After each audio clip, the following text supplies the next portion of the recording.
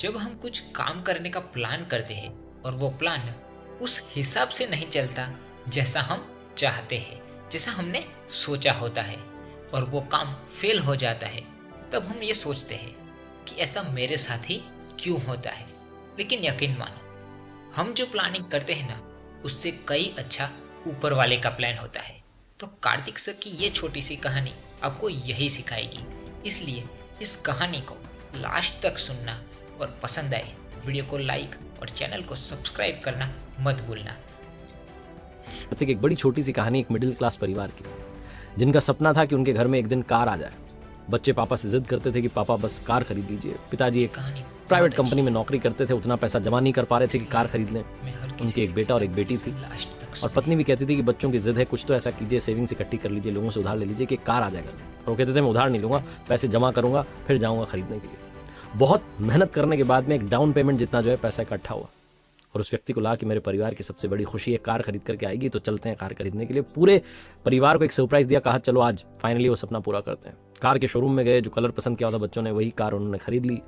Car खरीदने के बाद में जब वहां से निकले तो पूरा परिवार उस कार में सवार होकर, उनके वहां पर परंपरा थी कि जो मंदिर था शहर का सबसे बड़ा, वहां सबसे पहले कार को ले जाया जाता था। तो उस मंदिर की ओर जा रहे थे, शाम का समय था। अचानक से मौसम पलट गया, तेज बारिश होने लगी, आंधी चलने लगी, और सड़क किनारे जहां एक चौराहे पर लाल बत्ती पर खड़े हुए थे, वहां एक बड़ा सा पेड़ आकर के इनकी कार पर गिरा। जोरदार धमाका हुआ, लोग दौड़े बचाने के लिए। चारों जो परिवार के सदस्य थे सुरक्षित थे, लेकिन कार बुरी तरीके से क्षतिग्रस्त हो गई थी, टूट गई थी, तहस नहस हो गई थी। जितने लोग आसपास खड़े थे सब कहने लगे क्या कार खरीद ली है, कितने खराब मुहूर्त में खरीद के लाया हो, ये वो कह रहे थे। इन चारों को हल्की चोटें थी तो इनको ले जाया गया अस्पताल में, ठीक हुए।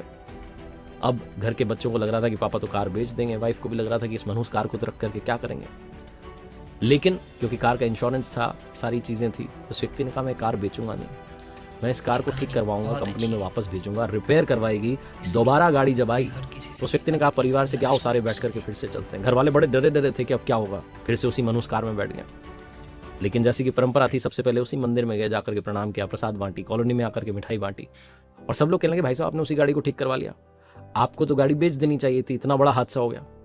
उस व्यक्ति ने जो कहा वही इस कहानी का सार है कि भाई साहब उस कार को कैसे बेच देता जिसने पूरे परिवार की रक्षा की।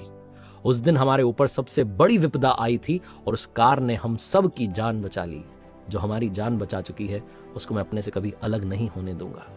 बहुत छोटी सी कहानी जो बताती है कि जीवन में सारा खेल नजरिए का है। अगर आप सोचते रहे कि सब मनहूस हो रहा है, सब खराब हो रहा है, तो खराब ही होता चला जाएगा। और अगर आपने सोचना शुरू किया कि जो हुआ उसमें ऊपर वाले का प्लान है, हो सकता है कि सब ठीक हो जाए, इसीलिए उन्होंने ऐसा किया है, तो आपको जिंदगी में आशा दिखने लगेगी, पॉजिटिविटी दिखने लगेगी, पॉजिटिव वाइब्स आप तक पहुंचने लगेंगी।